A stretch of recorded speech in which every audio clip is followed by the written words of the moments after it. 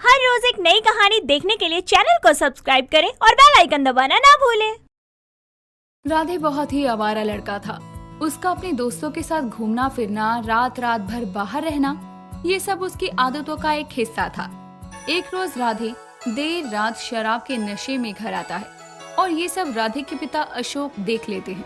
कितनी बार सरला को समझाया है इस पर ध्यान रखा करे, लेकिन इसे तो कोई बात समझ ही नहीं आती है। अब अगली सुबह के साथ ही अशोक चाय पीते हुए न्यूज़पेपर पढ़ रहे थे और सरला किचन में काम कर रही थी। लगता है इस घर में सब अपने मन मन के हो गए हैं। क्यों सरला, सही कह रहा हूँ ना मैं? जी क्या बात है, क्या हुआ? आप ऐसी बातें क्यों कर रहे हैं? तुम मुझसे पूछ रही हो कि मैं ऐसी बातें क्यों कर रहा हूँ? तो तुम अपने लाडले से पूछ सकती हो, जिसे तुमने इतना सर पे चढ़ा रखा है। अजी मुझे सब पता है। वो रात को बहुत देर से घर आया था और नशे में भी आया था वो। जाओ उसे उठा कर लाओ और कहो तैयार होकर मेरे साथ ऑफिस चले, बहुत सी ज्वाइनिंग हो रही हैं। आप इसको अपने साथ काम पर मत ही लगवाइए, ये गुस्से वाला है। किसी को कुछ बोल दिया तो आप सहन नहीं कर पाओगे। जाओ उठा कर लाओ उसे। अब सरला भी राधे के कमरे में जाती है और उसे उठाती है, लेकिन वो उठने का नाम ही नहीं लेता। बेटा राधे, नहीं उठना ना तुझे। रुक, मैं तेरे बाप को ही भेजती हूँ तेरे पास। आप चलो, मैं ब्रश करके आता हूँ। क्यों? बाप के नाम पर तो बड़ी जल्दी उठकर बैठ गया। तब से मैं उठा रही थी तो इसकी मौत आ रही थी। अब कुछ समय बाद ही राधे तैयार होकर आता है और अशोक उसे अपने साथ ऑफिस लेकर जाता है। अब अशोक राधे को अपने ऑफिस में ही काम पर लगवा देता है और देर शाम दोनों साथ घर आते हैं। खाना बन गया हो तो लगा दो और राधे को भी बोलो साथ आकर खाना खाए। उसकी जॉब तो पक्की हो गई ना। इस नालायक को तो कोई काम पर भी ना रखे, लेकिन मेरे कहने पर इसे काम मिला है। इधर राधे आते ही जूते पहने ही सो जाता है, क्योंकि उसे आराम से बैठकर काम करने की आदत तो थी नहीं। हालांकि अशोक सोचता है कि वो सुधर जाए, घर में रहे, ऑफिस जाए और जिम्मेदारियों को समझे, लेकिन राधे को इन बातों की आदत नहीं थी और उसने कभी भी कोई दिक्कत देखी तक नहीं थी। जी आप खा लीजिए, वो थक कर सो गया है। मैं उसे उठाकर खिला दूंगी खाना। ठीक है, और उसे कह देना समय से उठ जाए, कल ऑफिस भी जाना है। राधे अपने पापा की हर बात को मानता था। अब राधे तो अपने पापा के कहने पर जैसे तैसे ऑफिस जाने लगा था, लेकिन अशोक अब राधे की शादी के लिए एक सभ्य संस्कारी लड़की ढूंढ रहा था। और जब वो इस बार गांव जाता है तो वो अपने बेटे के लिए एक लड़की देखकर उससे अपने बेटे राधे का रिश्ता फाइनल करके आता है। और कुछ समय बाद ही राधे की शादी उस गरीब घर की लड़की से हो जाती है और अब वो गांव से शहर आती है। अजी देखिए, अब तक मैंने आपको कुछ नहीं कहा, लेकिन मुझे तो अपने राधे के लिए ये लड़की बिल्कुल भी पसंद नहीं है। इस घर में हमेशा से मेरे फैसले माने जाते हैं और आगे भी मेरे ही फैसले माने जाएंगे। राधे और सरला को चंपा बिल्कुल भी पसंद नहीं थे। अशोक के घर में रहते हुए तो सरला और राधे चंपा को कुछ भी नहीं कहते थे, लेकिन अशोक के घर से बाहर जाने के बाद ही वो चंपा को ताने देते और उससे काम करवाते। तू गरीब घर की है तो गरीब की तरह रह। तेरे बाप ने अमीर घर देखकर मेरे पति को फंसा लिया, वरना ये शादी कभी नहीं होती। चलो जाके मेरे लिए अभी के भी पास्ता बना के लाओ। और मेरे लिए चाय, और थोड़ा हाथ पैर जल्दी चलाया कर। आ गई समझ में? बहू एक गिलास पानी तो देना। और सरला, तुम यहाँ क्या कर रही हो? कोई काम नहीं है क्या? बहू के आई तुम तो मुझे कोई काम करती दिखती ही नहीं हो। बहू अब तक खाना नहीं बना क्या? किचन में क्या चढ़ा रखा है? वो माँ जी के लिए चाय बना रही थी और उनके लिए पास्ता। ये दोनों तुम्हें परेशान करें या कुछ बोलें तो तुम मुझे आकर बताना, ठीक है? और सरला, तुम किचन में जाओ और अपनी चाय खुद बनाओ, इसका पास्ता ही खुद बनाएगा। अशोक की बातों का सरला और राधे दोनों ही कोई जवाब नहीं देते, लेकिन किचन में जाकर राधे अपनी माँ से कहता है, ये पापा को देखते ही ना कुछ ज्यादा ही उड़ने लगती है, इसके पर तो काटने पड़ेंगे। एकदम सही कह रहा है तू। ये गरीब घर की औरत क्या जाने हमारे घर का राज। समय ऐसे ही बीत रहा था। अशोक अपनी बहू को समझाता था, क्योंकि उसे राधे और सरला तो चंपा को देखना भी पसंद नहीं करते थे। एक रोज सुबह के समय जब अशोक बैठकर अखबार पढ़ रहा था तो वो एकदम से कुर्सी से गिर पड़ता है, क्योंकि अशोक को अटैक आया था और अशोक के इस अटैक से उसकी मौत हो जाती है, जिसके बाद पूरा घर सदमे में आ जाता है। लेकिन वक्त के साथ सब आगे बढ़ते हैं। ऐसे ही सरला के साथ भी हुआ, लेकिन अशोक के जाने के बाद सरला और राधे चंपा को ज्यादा ही परेशान करने लगे थे। इस करम जली के अशुभ पांव पड़ते ही मेरा घर अशुद्ध हो गया है, वरना ऐसा कुछ नहीं था। माँ मैं तो कहता हूँ इसे घर से निकाल देते हैं, ना रहेगा बांस ना बजेगी बांसुरी। नहीं नहीं बेटा, ये जो इस घर में बहू बनने के सपने देख कर आई थी ना, अब ये यहाँ बहू नहीं नौकरानी बनकर रहेगी। अब सरला और राधे आए दिन चंपा को मारा करती, उससे बहुत काम करवाते, यहाँ तक कि उसे खाने को भी नहीं देते। एक रोज विमला का सरला के घर आना होता है। कैसी है सरला, घर में सब ठीक तो है ना? हाँ हाँ विमला, सब ठीक है। तू बता, तू कैसी है? बड़े दिनों बाद आई है तू यहाँ पर, कोई खास बात है क्या? यूं ही तुझसे मिलने आ गई। रात में तेरे घर से बहुत आवाज आ रही थी, कहीं राधे ने बहू को पी खाकर मारा तो नहीं ना? किसने कह दिया कि मेरा बेटा राधे बहू पर हाथ उठाता है? वो तो बाप के जाने के बाद शराब को हाथ भी नहीं लगाता। सच कहूँ तो तेरा बेटा इतना शरीफ भी नहीं है, और तू भी अपनी बहू पर बहुत अत्याचार कर रही है सरला। तुझे क्या लगता है मैं नहीं आती तो मुझे कुछ पता नहीं है? वो मेरी बहू है, मैं उसके साथ जो मर्जी है वो करूं। अरे तू होती कौन है बोलने वाली? मैं तो तुझे समझाने आई थी, लेकिन तू है कि समझने के मूड में ही नहीं है। इतना कहने के बाद ही विमला सरला के घर से निकल जाती है, लेकिन इधर सरला अपनी बहू को कहती है, कहीं तूने ही तो विमला को घर की सारी बातें नहीं बताई? माँ मेरा बाल छोड़िए, मुझे दर्द हो रहा है, मैंने किसी को कुछ नहीं बताया है। मैं पता लगाती हूँ, अगर तूने घर की बात इधर उधर बोली होगी ना, तो याद रहे तेरे लिए अच्छा नहीं होगा। हर बात बात पर सरला और राधे या तो चंपा को मारा करते, और चंपा गरीब घर से थी, कम पढ़ी लिखी थी, जिस वजह से वो ये सब जुल्म सहकर भी चुप रहती। अब देर शाम सरला चाय गिराकर चंपा से चाय साफ करवा रही थी, तभी चंपा के पिता रमेश का आना होता है। पापा आप इतने दिनों बाद आए हैं, आपको मेरी याद नहीं आई? राधे, आ गया तेरा फटीचर ससुर। अरे माँ जाने दो, मुझे नहीं मिलना किसी से। आओ पापा बैठो, मैं आपके लिए पानी लेकर आती हूँ। बताइए कैसे आना हुआ, कोई काम था क्या आपको? मैं तो अपनी बेटी से मिलने आया था, सोचा थोड़े दिनों के लिए अपने साथ लेके जाऊं। अरे आप इसको लेकर जाएंगे तो घर का काम कौन करेगा? इसका बाप यानी कि आप? जी आप ये कैसी बात कर रहे हैं, शादी के बाद से तो ये अभी तक एक बार भी घर नहीं गई। जब से रमेश सरला के घर से आया था, तब से सरला या तो रमेश की बेइज्जती कर रही थी या तो चंपा को सुनाई जा रही थी। अब चंपा अपने पिता के लिए चाय लेकर आ रही थी, तभी चंपा से चाय गिर जाती है। ये देखकर सरला चंपा के बाल पकड़ लेती है और फर्श की तरफ मुंह को झुका देती है। तुझसे एक काम तो सही से होता नहीं, अब ये नया तमाशा, इसे तेरे चेहरे से साफ करूं क्या? अब मुझसे ये सब नहीं देखा जाएगा। चंपा बेटा अपना सामान ले आओ, और अब तुम यहाँ बिल्कुल नहीं रहोगी।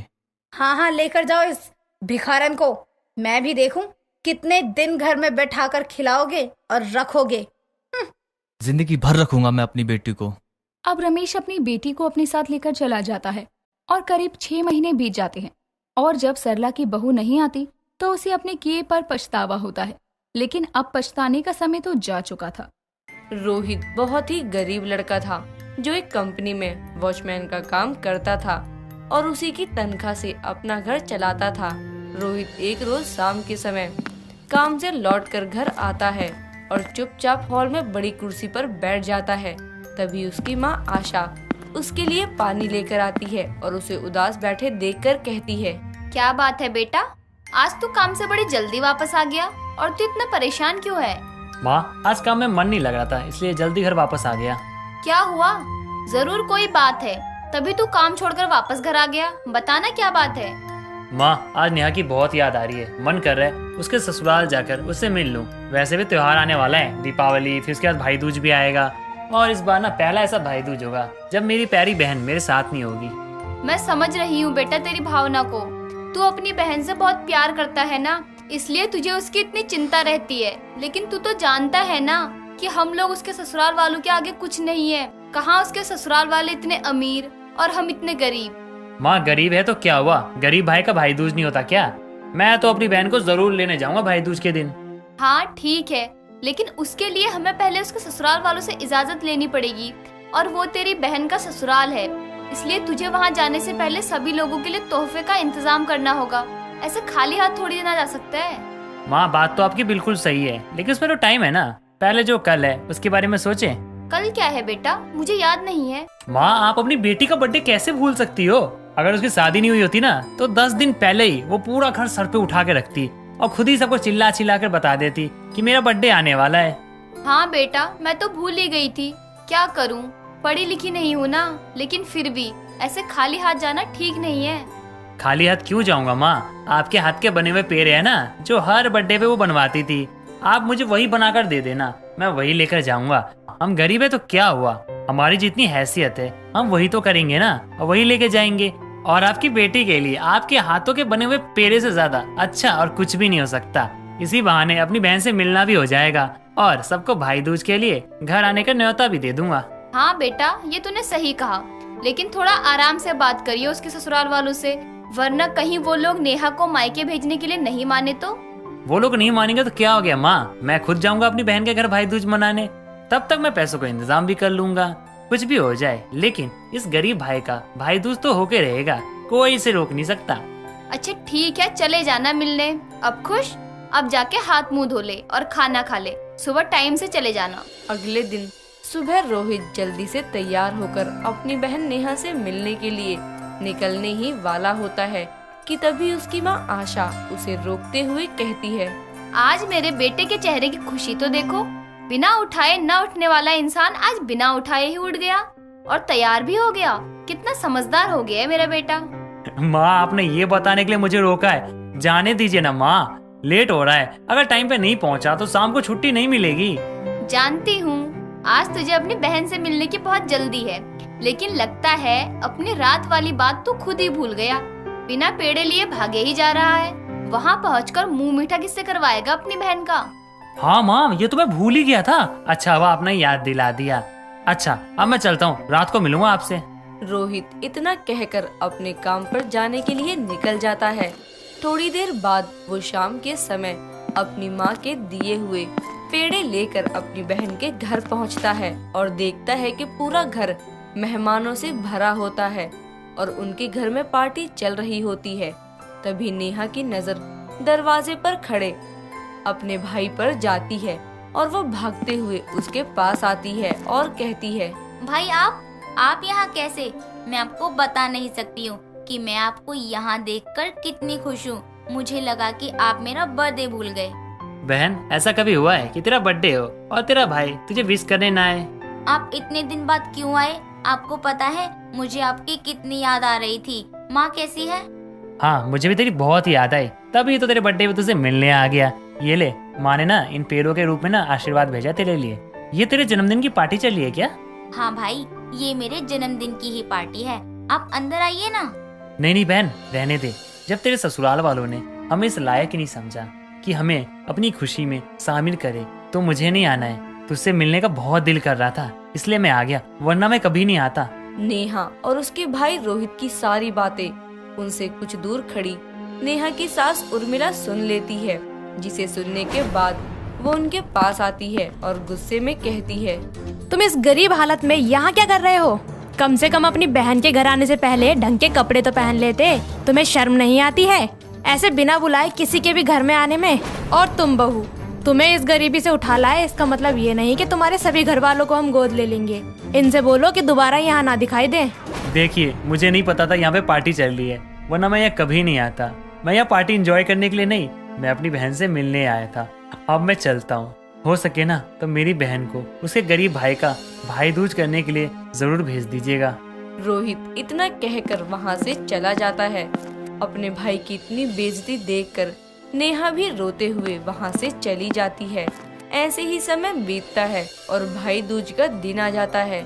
रोहित जैसे तैसे करके अपनी बहन के ससुराल वालों के लिए तोहफे लेकर उनके घर जाता है और अपनी बहन की सास उर्मिला से हाथ जोड़कर कहता है, आंटी जी आज तो भाई दूज है, कम से कम आज तो मुझे अपनी बहन को अपने घर ले जाने दीजिए। तुम फिर आ गए। मैंने बोला था ना कि अब वो तुम्हारी बहन नहीं है, इस बड़े घर की बहू है और वो तुम्हारे गरीब घर में नहीं जाएगी। गरीबों का कोई त्योहार नहीं होता। माँ जी जाने दीजिए, आज भैया दूज है, आज के दिन तो मना मत करिए। बड़े बेशर्म आदमी हो तुम। मैंने तुमसे कहा था ना कि ये तुम्हारे घर नहीं जाएगी, और अगर तुम्हारे साथ जाएगी तो दोबारा इस घर में नहीं आएगी, और अब तुम मेरे घर दोबारा मत आना। उर्मिला की बात सुनकर रोहित बहुत दुखी हो जाता है और आगे बिना कुछ बोले ही अकेले ही अपने घर चला जाता है और अपनी माँ को सारी बातें बताते हुए कहता है, माँ, इस बार मेरी बहन अपने गरीब भाई का भाई दूज नहीं कर पाएगी। उसके ससुराल वालों ने मुझे धक्के मार कर निकाल दिया और उसे आने भी नहीं दिया। क्या सच में इस बार मेरा भाई दूज नहीं होगा माँ? रोहित इतना कहकर उदास होकर अपने कमरे में चला जाता है। वहीं दूसरी तरफ नेहा अपने भाई का भाई दूज ना कर पाने की वजह से अपने कमरे में बैठी रो रही होती है। तभी उसकी ननद शालिनी वहां आती है।